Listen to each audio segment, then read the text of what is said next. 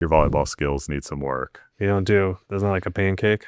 No, pancake is, your hand is the other way on a pancake. Yeah, clearly nobody knows what these terms mean.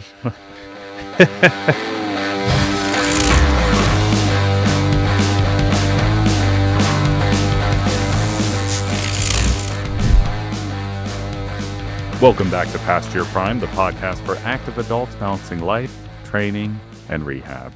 I'm Alex Keicher, pro volleyball player, dad, and a guy who completely understands the temptation of the quick fix.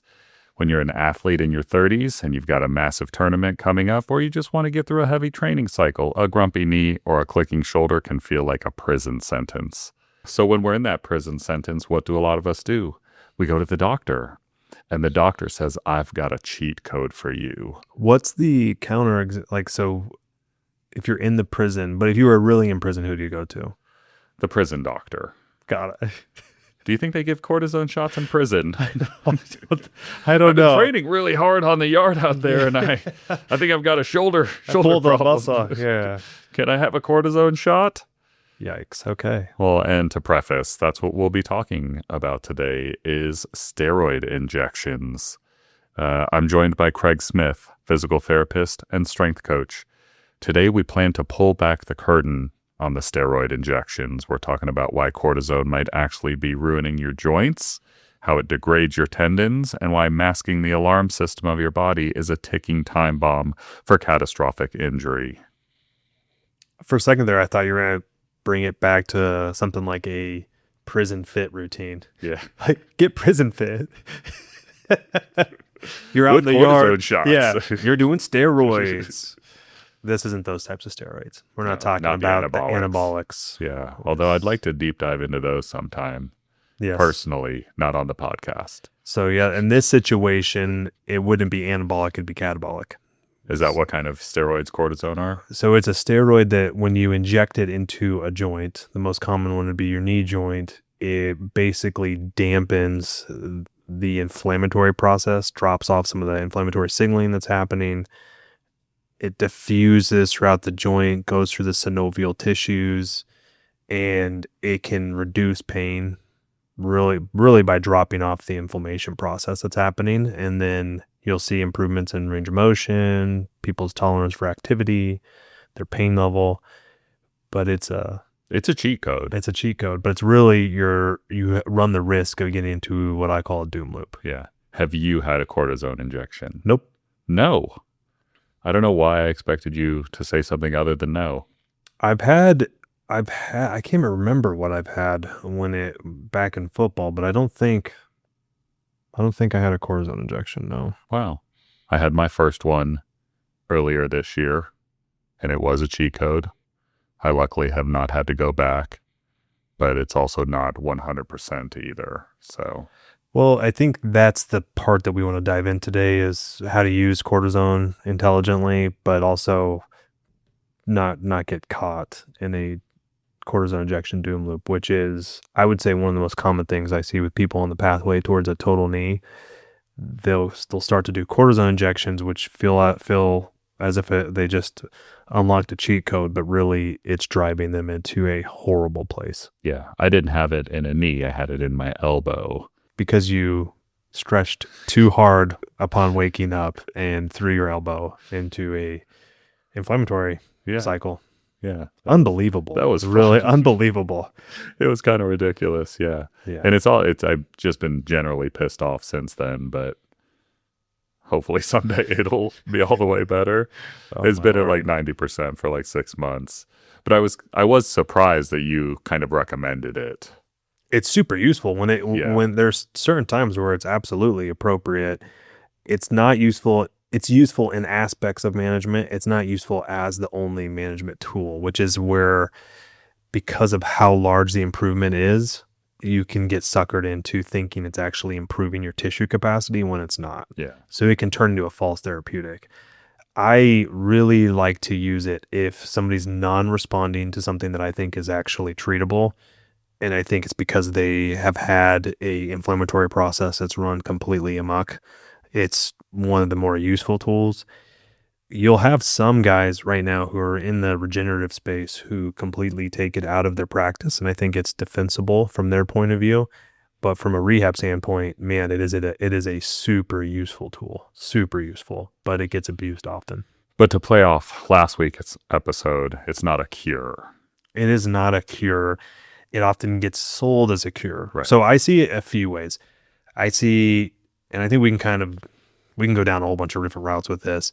I often see it with joint injuries, but you'll see it in other areas. Joint injuries are the places where I do like it. I really do not like it with tendon injuries, which we can get into why that is. But with joint injuries, I think it's a really useful tool when somebody has a traumatic synovitis, which is where they have some trauma to the joint swells, has a massive inflammatory response, and the body can't get past it. And because it's so sensitized, basic living hurts it and causes the inflammatory process to kick off again. I think it's really useful in those situations to stop that. I don't think it's as useful in people who have osteoarthritis that's developed and is now this chronic inflammatory process, and you're using it to reduce the pain, but not doing anything to make it so the joint can handle more load, more stresses. Yeah, you're just masking it, and in those chronic cases, it's going to come back. Oh yeah. Yeah. And I would say, I'm not even joking, I would say 75% to pull out a random percentage. But it's more than half. 3 out of 4. Yes. Of people when they come in who are on the pathway towards a total replacement, like a total hip, total knee, total shoulder, they will have almost as exclusively as their primary management strategy would be recurrent injections. Like every cortisone. 6 months or once a year or whatever. Yeah, and what happens, the way you know you're in a doom loop with this is you have the injection, it feels as if you just had a miracle happen in your body, takes away all your symptoms, you're back to everything that you want to do, and they'll go, it will last a month to 2 months, and the person gets a year of relief, and they think that it was cured, right? And then it comes back, 12 months maybe, they get another injection. Now this time it lasts 6 months. And then they go again and get an injection. This time it only lasts 3, then it lasts a month, then it lasts a week, then it no longer helps. That's the doom loop. Because each time that you're doing that, you're pulling away your tissue capacity. Because the cortisone itself, it stops the inflammatory process, but there can be degenerative effects when you use it habitually over and over again, where you actually are losing tissue quality in the area that you're injecting. Tell me, like, what does that look like? Like, I've heard that, like, your tendons can just kind of wither away with cortisone injections. You can see it in a couple places. The ones that I see that I really am concerned, ones around the feet and ankle with those long tendons. I've had a lot of times where people will get those currently injected and it degenerates the tendon. The quality of the tendon changes and they rupture. So that's horrible. Those are horrible. You can also have cortisone related atrophy. So I've seen that, especially in the foot. In the knee joint or other joints, what often happens is you'll get the injection and it calms down the whole inflammatory process. So things like your cytokinins, other types of chemical mediators that basically help because inflammation can actually be quite good in the short term, but it can get overwhelming for your body's ability to process it. And then that swelling gets out of control. Your knee specifically, the joint starts to then swell and that shuts off your quad, which then predisposes you to overloading your joint again. So you basically keep on kicking off this traumatic response. And the cortisone basically cuts that, just completely wipes it out. But it can have a bad effect on the tissues that are actually in the joint. So things like your meniscus, your cartilage, every time that you keep doing it, you run the risk of it hurting your body's ability to rebuild itself. So those things that are in there, your fibroblasts, your chondrocytes, they no longer are working as well. And so you're not rebuilding tissue. You're just knocking out the inflammatory process, but then you don't have a rebuild. And then because the inflammatory process is a part of that rebuild. Yes. Right. It's bringing blood flow and nutrients and all of that to your injury site. And the cortisone is just wiping all of that away, which makes it feel good in the short term. But same thing, you're just putting a mask over it. On that same kind of train of thinking, as you're putting this mask on your injury and you go, back to competition, I mean, I feel like in baseball, we hear it all the time. Like they just, threw some cortisone in their shoulder or their elbow and now they're back out there. But kind of what are the risks of going back to 100% activity, shortly after getting a shot? Well, the issue that I run into is there's things that happen during the course of an injury that make it so you continue to overload your tissue. The guy that I always think about, I think Dwayne Wade was one of the worst managed knee issues I've ever seen. Was he getting a lot of shots? Oh, man. And he would have joint effusions in the knee all the time. He would basically was a walking traumatic device in the knee joint. They kept on doing meniscectomies.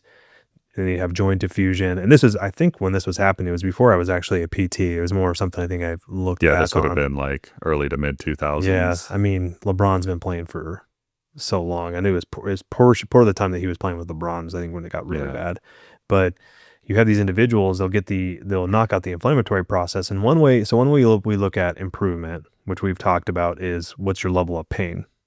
That's not a great measure of what your tissue capacity is. And your tissue capacity is what you can do without setting off your alarm system and what you can do without hurting your tissue more, or what you can sustainably do without feeling bad. Yeah, it helps with the pain. And that's why if you look at any study where somebody gets a cortisone injection, it always helps with pain. It always improves the rating of disabilities. So they'll say, oh, I can do way more stuff. This really helped me. But then you do it again and it's not as helpful. Well, it's because it reduced the threat detector, but it didn't change tissue capacity. It didn't make it feel better. And so if we talk about the knee, do you have full knee flexion? Do you have full knee extension? Do you have good quad strength? Do you have joint swelling? If you have any of those four things and you have that injection done, it doesn't automatically fix those. But all of those go away temporarily, which is, I think, where people get caught. And then they start to load it and those things come back and they don't realize worse sometimes. They're worse. Yeah. And it becomes horrible. I mean, the knee specifically is the one that you see with all the time. The vast majority of individuals who use cortisone don't use it with a rehab thought process. And for example, if I have somebody, which I did with you, if you have where somebody has a joint injury and there's no way to get in front of it, and there can be a whole bunch of reasons why that happens. One of the things that happens when somebody hurts themselves is you get triggers that make your tissue hurt worse, right? So that can be bending your elbow when it was your elbow joint. It can be how you sleep at night, things that you may not even be able to manage. And so because a trigger is so constant, so overwhelming to your system, you need support from a rehab perspective to be able to get in front of that trigger. You do the cortisone injection, and now it gives me a window to actually put a good rehab plan in place, develop a therapeutic gap. And a therapeutic gap is just your treatment response. The things you're doing to make the tissue feel better and heal are greater than things that you're doing to reduce it. You now have a window to build that therapeutic gap, and you can do it for a long enough period of time that you don't ever need a cortisone injection again. So if I get somebody who has a knee issue, we give them a cortisone injection because I couldn't get in front of it. I now can work to get complete knee extension, complete knee flexion, get back quad strength, and I can make sure swelling doesn't come back. So it gives me a window to really have a really good response to therapy. Mm-hmm. And if you don't have that window, sometimes you really can't help the person. The issue is if that's the only thing you're doing, because it is I think it is hard. I mean, if you kind of think about it, it's hard once you feel good not to want to go back to your normal life and push. Yeah. I don't know how anybody would want to do more than one of those. You have obviously never experienced it, but having a needle in your joint, just one of the most uncomfortable things on earth. And there was numbing and there was all of that, but like the doctor that did mine was having just a little bit of trouble finding the pocket of inflammation in my elbow. And so under ultrasound was just like in there wiggling a needle in my elbow joint. And I was like, Doc, I'm about to black out. Like, you got to figure this out, man. Like, I'm gonna throw up all over your clinic right now. But like, I could, like, you talked about the ankle, and I would just imagine that, putting a needle in your ankle or your knee. I watched my wife get a knee cortisone injection, and I was like, that's just ridiculous. Well, I think those individuals, they get to a standpoint where there's no other option. Yeah, and nothing's helping. Yeah, but also, I do think it kind of highlights one of the issues in our medical system where a person with the biggest intervention is often the first person they see, right? They go to a surgery, right? Yeah. And so what we often run into is you'll have, and this is definitely not every surgeon. We work with a lot of good surgeons, but some of them will say things like, Yeah, it's just going to be a matter of time where your pain's going to be bad enough, then and then we'll do surgery. This will give you a bit of a reprieve, but you're going to eventually need a total knee. And they'll do that in people who have actually really good rehab potential, which is pretty frustrating. And so they almost get convinced that the only thing that will help is cortisone until eventually they get a total knee, which is not always the case. Yeah. I mean, I remember when I tore my labrum in my shoulder and I went and saw one of the more renowned surgeons here in Tucson, and it's like, well, try physical therapy for 4 to 6 weeks, but that's probably not going to work, so you'll just do surgery after that. Yeah, wow. Isn't that crazy? And I come to see you and you're like, well, I don't know that 4 weeks will fix it, but maybe 9 months. Yeah. I always think 6 to 9 months for a labral tear that causes an instability is a good window. Yeah. Yeah. And got back and it's stronger than it's ever been and didn't need surgery, and I don't think I will. Yeah, I don't think that happens on purpose from their perspective. But that's their specialty too, right? It is, and the people who are coming back are the ones who didn't get better. Yeah. Right? I mean, I'm so biased. I mean, the vast majority of people that I see post-surgery, the only reason they would come here is because it went really bad. Yeah. I mean, most post-surgical stuff's pretty easy to rehab. So we do a lot more chronic, recurrent issues, things where people have failed in most cases. And if I thought that all surgery was bad because of that bias, that'd be silly. I mean, there was absolutely times where surgery is absolutely the best decision. But I think it's really easy to fall into a trap of, well, everybody comes back. Well, it's like, well, the people who got better, they're not going to come back. Yeah. I think that's called availability bias. It's like it's accurate according to what you've seen, but you're missing out everybody who never comes back. Yeah. And I think the body has a miraculous way of healing itself. Mm-hmm. Going back to last episode as well. Yeah, I think people teach people how to let their body do the healing. Yeah, I agree. I think people have more potential than what they realize. They have more control. Yeah. Are there any other scenarios where you think cortisone is a good idea? Or in general, like if you can, do you just avoid it like the plague? Well, there's really tenosynovitis. So there's these tunnels basically in your hand and in your ankle that tendons pass through that can become exquisitely painful, and those really respond well.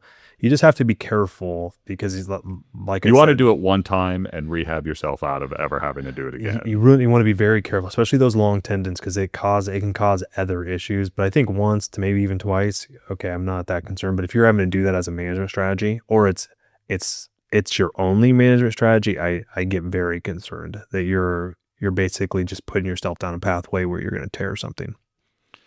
If one of the listeners is recently gone to the doctor and said, like, you should get a cortisone injection for your chronic whatever joint pain, maybe they still have full range of motion, like what alternate therapies are you considering before going to cortisone? Doing that? So first off, I really think it's important to make sure you understand the exam and you understand what the primary pain generator is. You should understand that first. Sometimes cortisone, we can use cortisone to be a differentiator. It can help us actually determine, oh yeah, this is the pain generator. Because oftentimes you have more than one issue that's driving the symptoms that you're feeling, and you can knock one of them out and then address the other pain generator at the same time. And that can be really helpful. But if somebody's considering it, I really don't like it if it's not part of a rehab plan. So if somebody is doing it and say you're seeing a doctor and this is the first or second medical professional and you have nobody who's actually doing a rehab plan. And a rehab plan is very different than just, I'll see you in 8 weeks. I'm going to do this. That's not a rehab plan. That's a treatment. You're basically just doing a procedure and crossing your fingers and hoping it heals. A rehab plan considers what things make it worse, what things make it feel better, your day-to-day activities, how you can do it on your own. Those are all part of a rehab plan. And then you're really thinking, how can I get this person to tolerate more and more stress throughout the day without feeling worse?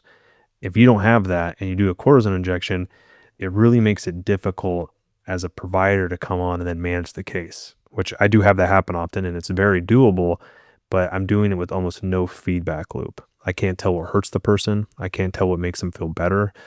I can't tell what their triggers are. And so I basically have to guess at what I need to do to create a therapeutic gap during that window of less inflammation. And it can be really difficult. So I basically will have somebody come in and then, they're about 4 weeks out from having the injection and they're still feeling good. They show up, we do the PT eval, and I can't find anything that bothers them. They tell me how they were feeling. And then I can kind of make a game plan off of that. But what often happens is then they'll start to feel worse and they think therapy made it worse. Right. Whereas really what was happening was you had a hidden injury that was never actually better. You just don't want those. You don't want those. I just make sure it's part of a plan, you know? So we often will refer out for these types of injections often. Really? Oh yeah, for sure. Okay. It's not I think it's super useful. I mean, my background, when I started, I worked very closely with a pain doc, and it's incredibly useful. I don't think it's used within a rehab plan often, and because it's not used within a rehab plan, the benefit is extremely limited. But if you do it within a plan, I basically have a window of very targeted anti-inflammation that I can then build a therapeutic gap, address the things that cause it to come back, and makes it dramatically better. So I really hate it when it's the only treatment. Yeah, but I think, to reiterate, probably more of a one and done than recurring. Yeah. You don't want to be on a schedule for these. No, you don't want it to be the only thing you're doing. Yeah. Yeah. Anything else you want to hit on cortisone injections? I think the biggest thing with cortisone injections, I kind of think about this with your stuff, is just understand what's driving this inflammatory response as well. So what tissue is it that's involved, and then what's driving it? And for example, with your elbow, it's that you sleep too hard. Was that it? I did, yeah, which is crazy. Yeah. Because it was your off arm too. Yeah. Right? But is that the top arm that you use when you're volleying? You do go hard into extension on that arm? Like, boop? I use both arms when I volley. Is one arm on top? Don't you have it like No. this? Is like this? Like one arm's on top? Oh. No. Okay. Your volleyball skills need some work. Doesn't like a pancake? No, pancake is, your hand is the other way on a pancake. Yeah. Clearly nobody knows what these terms mean. I just waffled the ball. Just waffled. That's another term. Is that really? Yeah. You guys are really about the breakfast We love pastry breakfast. things. Yeah. We love breakfast in volleyball. Yeah, but no, not really. I think the biggest part is make sure it's part of a process, and if you understand it's part of a process, and you're gonna be miles ahead during your rehab plan. Yeah. I'd say it's not a cure, it's more of a mute button. Shuts down the alarm system, but leaves the fire burning inside the joint. If you use injections to cheat the system so you can keep pounding your tissues, the system is eventually going to break. Pounding, that's another volleyball term. Yeah. Pound sand. There we go. Is it really? I don't know. Nobody knows. I made that one up. Yeah, so pancake, pounding, and waffle. Yes. Spike. Volley. All right. Check us out, PastYourPrime.com. If you haven't done so yet, give us a subscription. We totally appreciate that. You can rate us. We've been blowing up on Apple Podcasts, so rate us 5 stars there. Check out our Instagram, Past Your Prime Podcast. Go to smithperformancecenter.com. Sign up for physical therapy with Craig, and hopefully he doesn't have to refer you for an injection. But if I do, it's okay. Yeah. Yeah. But only once. Maybe twice. But then we want a game plan. Yeah. Rehab plan. Love it. All right. PYP, baby. Peace.